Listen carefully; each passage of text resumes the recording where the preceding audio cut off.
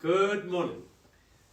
It's Peter Ferreira from Beck. I'm the Cellar Master, and we're back to have a sparkling conversation on our beautiful selection of Cap Classiques from Beck. First of all, I hope you all are still keeping safe during this lockdown. Yes, and our president has extended it. So we've had 2 weeks, so yes, let's play our part, and we have the opportunity to be close to families, and yeah, be safe out there, and we'll go on with the conversation. Today, as promised, we are going to talk a little bit about etiquette. It's simply not just about opening a bottle of wine, filling the glass, and then doing a celebration or doing a toast to whatever we celebrate. But there's a little bit of etiquette involved. First of all, serving temperature is extremely important when it comes to serving Cap Classique. And it's quite a difficult choice today, but first of all, we have a metal ice bucket.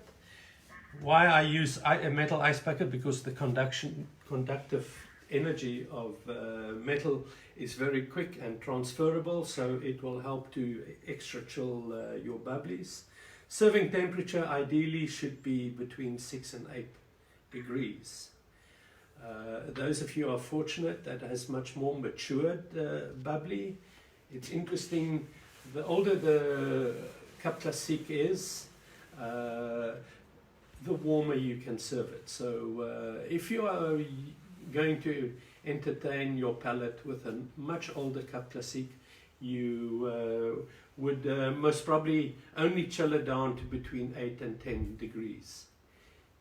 The reason is rather start colder than warmer, because the glass and the volume, once we talk about that, it starts warming up in the glass as well. So it's rather important to start cold. So we've got a beautiful metal ice bucket. It can hold many. It is really sort of like party time. You know, one can put a few bottles. There's even a Magnum in there, and it looks like there's more space. If you pre-chill it in the fridge, you should have your Cap Classique at least 4 hours in the fridge, and then at least 15 to 20 minutes in an ice bucket of water. If you've run out of time and you desperately need to chill it, what you can do is you can actually take some table salt and you will add it to your ice and water, and you will definitely gain 5 to 7 minutes of chilling. So the salt helps to bring down the temperature of the water much instantly, and you can be ready to serve. First of all, it's also important to have a nice little cloth. Remember your wine, your bottle, when it comes out, it's quite slippery because there's a lot of moisture on the outside, and not to drip water all over. The idea is just to rest it on the cloth and just give it a bit of a swirl so you can get rid of most of the excess water, and then you can place the bottle down.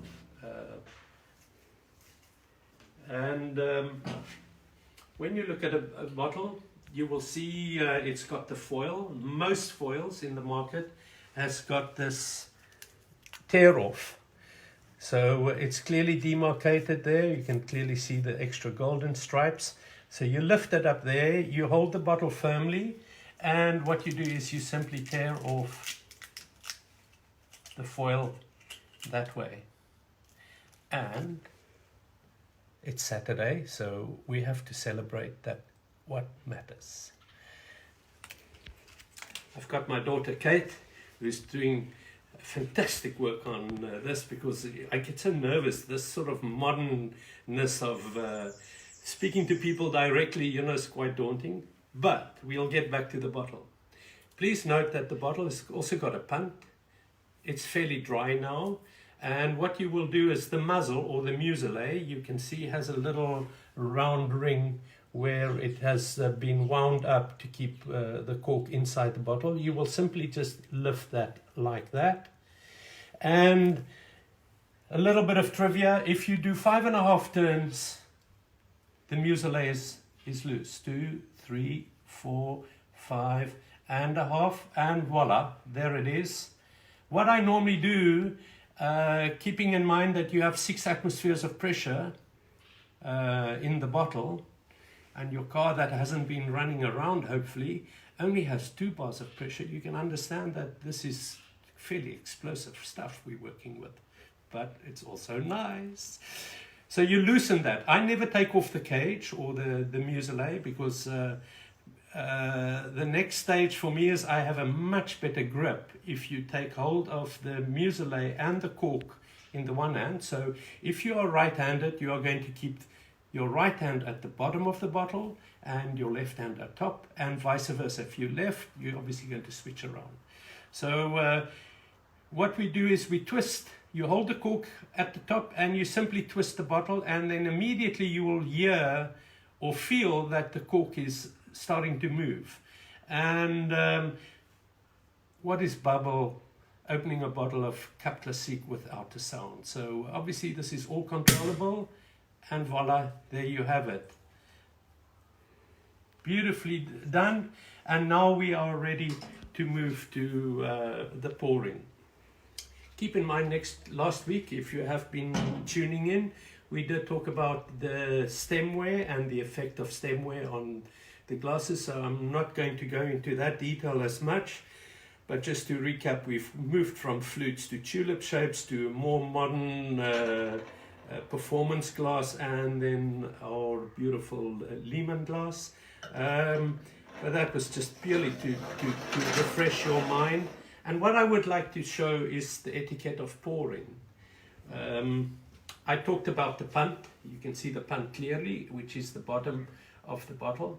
This is a really nice way to put your thumb in there, and you rest your fingers on the outside of the bottle. You've got perfect weight and balance now to carry on. So what you will now be able to do is to show your partner or the people you're entertaining. They can see clearly, they can see the label, and then we will go through the pouring. There is 2 ways of pouring. The first one is to leave the glass on the table, and as etiquette goes, and this has been written up many years ago, you should be pouring without touching the glass. But you can see now it becomes quite a messy operation, because the bubbles wanted to run out of the glass. The better way now, the more modern way, is that you take, also we'll stick to the flute, but you tilt the flute and the bottle towards the sort of same angle, and then without touching, we can now pour our pour into the bottle, into the glass, in one go. So I hope you understand that, because we'll have to return back to this one.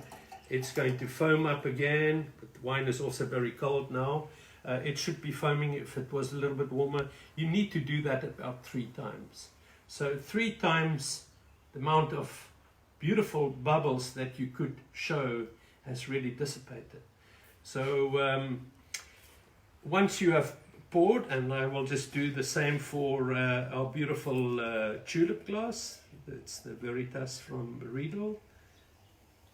See again, with a wider bowl, the bubble will stay really intact, and it will dress. So we will place the bottle back in the ice bucket. Make sure that that little bit of volume in the bottle is remaining in or on the ice. And if you are going to have a long conversation and it's a one-on-one sort of scenario, you can introduce a stopper.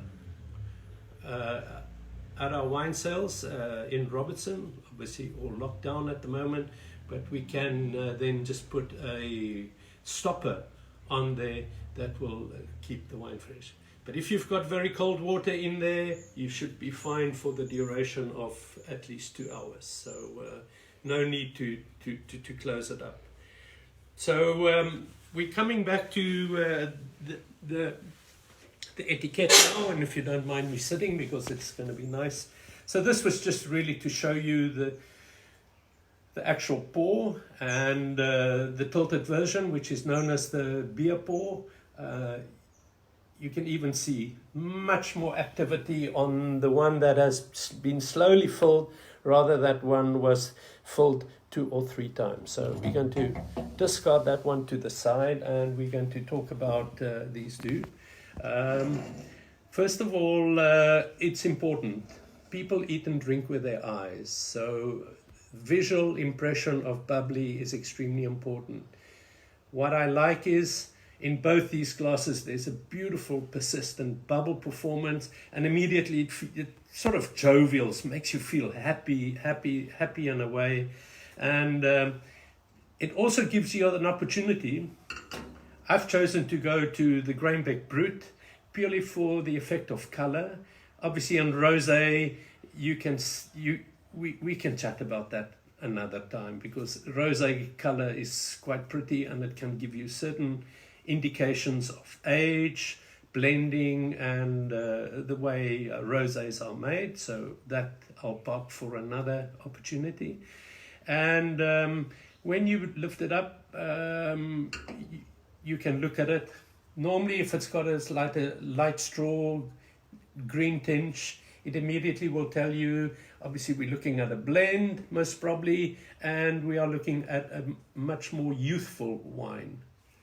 The darker the color goes, in terms of sort of a golden, deeper straw color, yellow tinges, that will give you an indication of an older Cap Classique. So, but with this, you can see, and again, lifting the glass against the light, you can see the beautiful persistent of bubbles.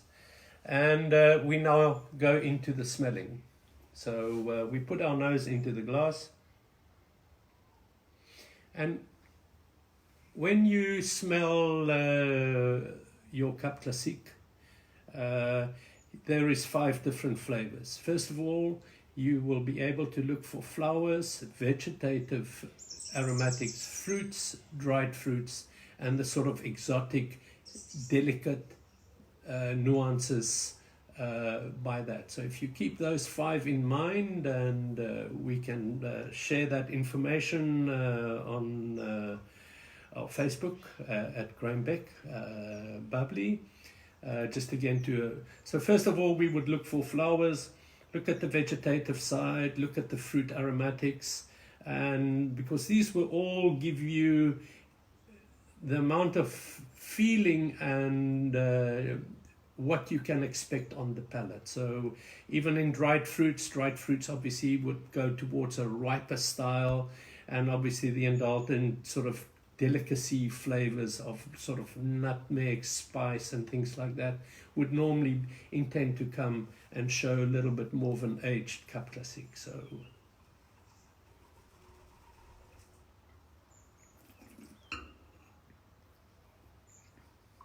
it is normally common sense. I don't want to slurp that hugely because it sometimes sounds daunting, but you can draw a little bit of air on that sip.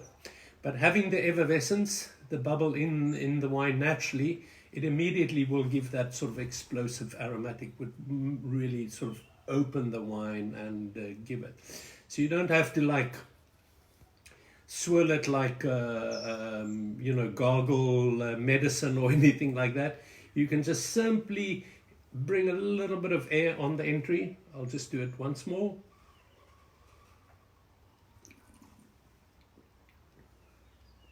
And that you can immediately feel the bubbles are expanding, and it's bringing all the flavors. So now we can look for the floral.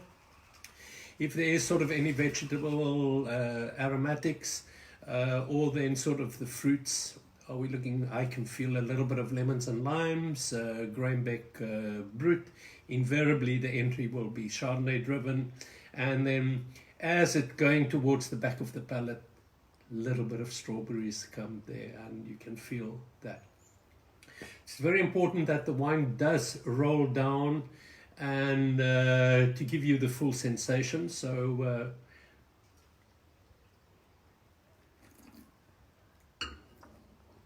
we would now concentrate on the length of the wine, and you can feel whether this wine abruptly comes to an end, or wow, it keeps opening up and it gets better and better. And I could feel that this wine is just opening up, and that's beautiful.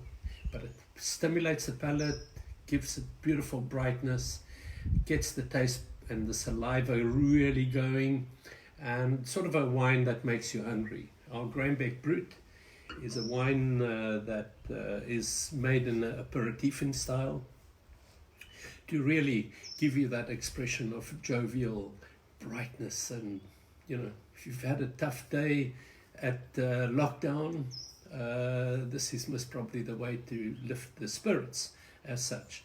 So in essence, I'm going to just recap. Make sure that you have a nice ice bucket that can hold sufficient wine.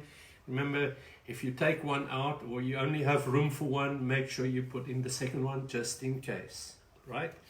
And then you have a cloth just to make sure that you take out the excess moisture off the bottle so it's not become slippery. We talked about removing the foil. It's normally a strip label, 5.5 turns on the muselet, and your cork is then loose. Firm grip, either left hand, right hand, and the other one on the bottom of the bottle. You twist the bottle, you don't twist the cork. You twist the bottle and then it will simply come off. But do make sure you get that popping sound. It is not a bad thing, and somehow, you know, it also will attract attention. The punt is there for a beautiful balanced way of pouring. Remember, we talked about the slanted pour, or also known as the beer pour, and you bring it up to the level, keeping in mind that you are going to entertain. A bottle will give you 6 glasses. A Magnum will give you 12. So if you are thirsty customers and you want the enjoyment, Magnum is the way.